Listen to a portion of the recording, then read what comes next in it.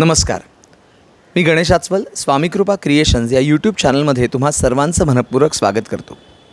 मित्रांनो, निमित्त आहे ते ज्या उत्सवाला शतक महोत्सवी परंपरा आहे असा आमच्या दक्षिण मुंबईतील चिखलवाडी सार्वजनिक श्री गणेशोत्सव मंडळाचा हा 100वा सार्वजनिक श्री गणेशोत्सव.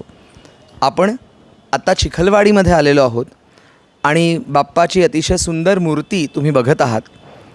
पूर्णपणे इको फ्रेंडली अशी मूर्ती आहे आणि वैशिष्ट्य हे आहे की ही जी जागा आहे चिखलवाडीची तिचा आता पुनर्विकास होतो आहे. पण पुनर्विकास होत असला तरी उत्सवाच्या परंपरेत कुठल्याही प्रकारचा खंड पडलेला नाही आहे आणि त्याच संदर्भात आपण संवाद साधूया मंडळाच्या कार्यकर्त्यांशी. तर मला सर्वप्रथम स्वागत आहे आणि शुभेच्छा द्यायच्यात तुमच्या गणेशोत्सवाला. आणि आता आपण संवाद साधणार आहोत सुमित तावडे म्हणजे आता आपण संवाद साधणार आहोत शिवराज तावडे याच्यासोबत.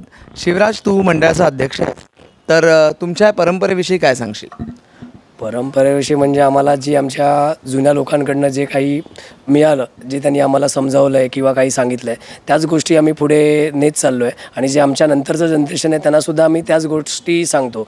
जसं आमच्याकडे गणपतीची जी पूजा असते ती एकदम शास्त्रशुद्ध पद्धतीने होते. म्हणजे गुरुजी येतात आणि जो पूजा करणारा व्यक्ती असतो तो सोवळं नेसून ती पूजा करतो. तर ती फार वर्षापासूनची परंपरा आहे आणि तीच परंपरा आम्ही पुढे नेत चाललो आहे.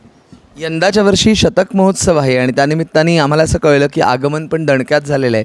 तर त्या संदर्भात मी तावडे काकांना विचारू इच्छितो की अनेक वर्ष तुम्ही या कमिटीमध्ये आहात, आत्तासुद्धा तुमचा उत्साह हा खूप वाखाणण्याजोगा आहे. तर तुम्ही काय प्रतिक्रिया द्या? आगमन, गणेशाचं जे आगमन आहे ते लवकर आणण्यामध्ये एकच उद्देश होता की जे लोक आपल्यापासून आता नाही आहेत आणि जे इतर ठिकाणी राहायला गेले त्यांचा सहभाग मिळणं जास्त आवश्यक होतं.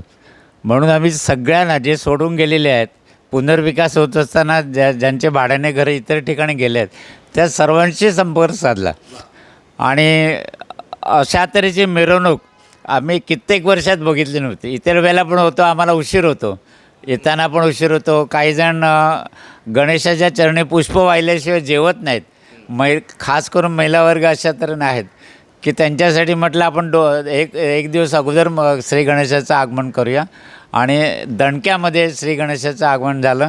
आणि अशा तऱ्हेच्या आगमनामध्ये सगळ्यांनी भाग घेतला.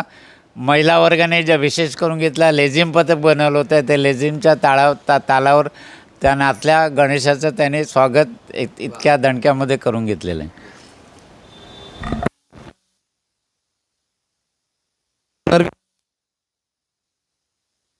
परंपरा आहे तर यंदाच्या वर्षी जागेअभावी नाटक होत नाही आहे, पण धार्मिक कार्यक्रम मात्र तुम्ही ठेवलेले आहेत. तर त्याबद्दल कोणीही तुमच्या तरी चालेल. धार्मिक कार्यक्रम अशा तऱ्हेने आहे की तुमची पूजा अर्चा आमच्याकडे कशी होते आपण सांगितलेलेच आहे.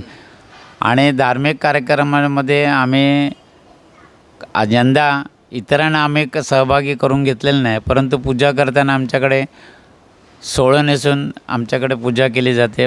गुरुजी येतात आणि अभिषेक वेगळ्या पद्धतीने केले जातात. अभिषेकासाठी दर दिवशी निदान 8-10 लोक तरी येत असतात. आणि कार्यक्रम करत असताना आम्हाला एवढं असं वाटतं की गणेशाकडे बसूनच राहावं. आणि त्यांची सेवा करताना आम्हाला असं दिसतं की गणेशाकडच्या डोळ्यांकडे बघितल्यानंतर, आज आपण 7व्या दिवशी आहोत, बघितल्यानंतर असं वाटतं की डोळ्यामध्ये पाणी येते. असे ते आमच्या गणेशाच्या डोळ्यांच्या बाबतीत ही ख्याती आहे. आणि सर्वांना वाटतं आहे की हा गणपती नवसाला पावणारा गणपती आहे. त्यामुळे सगळेजण एवढा लांबून दर्शनाला येतात. सोडून गेलेले ते आताच आपल्याकडे बघितलं की बोरिवलीला गेलेले आमचे नंदू कुलकर्णी आज सपत्नी इथे आले, उपस्थित झाले. दर दिवशी कोणी ना कोणीतरी सोडून गेलेलं एक दिवस तरी आपल्याकडे येतेच आहे. म्हणजे एवढी सद्भावना गणेशाच्या प्रतीने भक्ती आहे लोकांकडे. शिवराज, तू आम्हाला बरीच माहिती दिली, पण आणखीन एक महत्त्वाचा प्रश्न म्हणजे की उत्सव हे सामाजिक बांधिलकी जपण्यासाठी सुद्धा, तर सामाजिक बांधिलकी जपताना तुम्ही काय?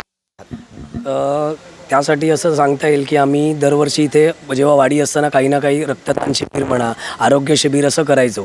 पण आपला गेल्या ऑगस्ट महिन्यामध्ये एक आपलं वोटिंग कॅम्पेनिंग ठेवलेलं होतं, जे नवीन मतदार वोटर्स असतात ज्यांची नावं ॲड करायची होती, त्या लोकांना आम्ही त्यांच्यासाठी कॅम्पेनिंग ठेवलेला होता मंडळाने. तशीप्रमाणे आम्ही 10वी-12वी जे पास झालेले आहेत त्यांच्यासाठी विद्यार्थी गुणगौरव ठेवलेला आहे.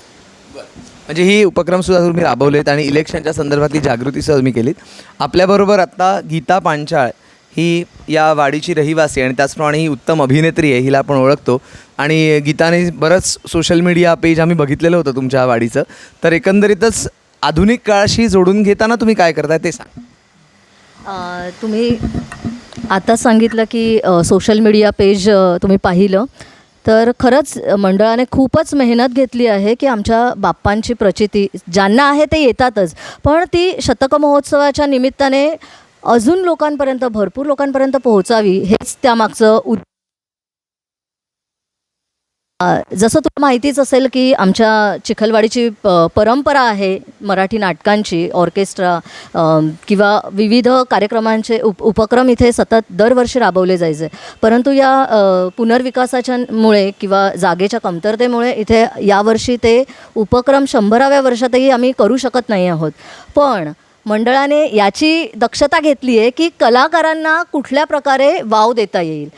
मला खूप आनंद होतो हे सांगायला की पहिल्यांदाच त्यांनी रील कॉम्पिटिशन इथे आयोजित केलं आणि मला असं वाटतं की मुंबईत पहिल्यांदाच सगळ्यात जास्त बक्षीस, मोठं बक्षीस 25,000चं बक्षीस या रील कॉम्पिटिशनसाठी मंडळाने कलाकारांसाठी आयोजित. मला अजून एक गोष्ट सांगताना खूप आनंद होतो आहे की शतक महोत्सवाच्या निमित्ताने चिखलवाडी सार्वजनिक गणेशोत्सव मंडळाने बाप्पांची 2 गाणी प्रदर्शित केली आहे. पहिलं म्हणजे आपला चिखलवाडीचा बाप्पा, ज्यावर रील कॉम्पिटिशन आयोजित केलं होतं, आणि दुसरं म्हणजे नटली रे चिखलवाडी सारी, आणि दुसरं म्हणजे नटली चिखलवाडी सारी. तर मला असं वाटतं की सगळ्यांनी या गाण्याचा भरपूर आस्वाद घेतलाच पाहिजे. म्हणजे बघा, जुना काळ आणि नवा काळ यांचा मेळ घालणारा उत्सव आहे. पुन्हा एकदा बाप्पाच्या चरणी प्रार्थना करूया आणि शुभेच्छा देऊया. आत्ताच आपण जाणून घेतलं की कशा पद्धतीने हा उत्सव साजरा होतो. गणेश याग आणि सहस्त्रावर्तन याचंसुद्धा आयोजन या उत्सवात झालेलं आहे. ही गोष्ट अतिशय महत्त्वाची आहे. म्हणजे आपण म्हणतो ना की काळ पुढे जातो आहे, पुनर्विकास होतो आहे, पण मराठी संस्कृती, भारतीय संस्कृती, त्याची जी मुळं पाळं घट्ट आहेत ना, मातीमध्ये रोवलेली, आणि जरी कोणी दुसऱ्या घरामध्ये शिफ्ट झालेलं असेल तर आवर्जून गणपती बाप्पाच्या दर्शनाला इथे येतं. ही श्रद्धा, हा विश्वास खूप महत्त्वाचा असतो. तेव्हा आपण सुद्धा आपल्या चॅनलतर्फे गणपती बाप्पाला शुभेच्छा देऊया आणि बाप्पाला सांगूया की सर्वांना सुखात ठेव, अशीच परंपरा सतत चालू राहू दे आणि या सर्वांच्या हातून, आमच्या हातून गणपती बाप्पाची सेवा नित्यनेमानं घडू दे, ही प्रार्थना. आणि हो, व्हिडिओ कसा वाटला ते नक्की कॉमेंट बॉक्समध्ये सांगा. व्हिडिओला लाईक करा, शेअर करा आणि आमच्या स्वामी कृपा क्रिएशन्सला सबस्क्राईब करा. धन्यवाद.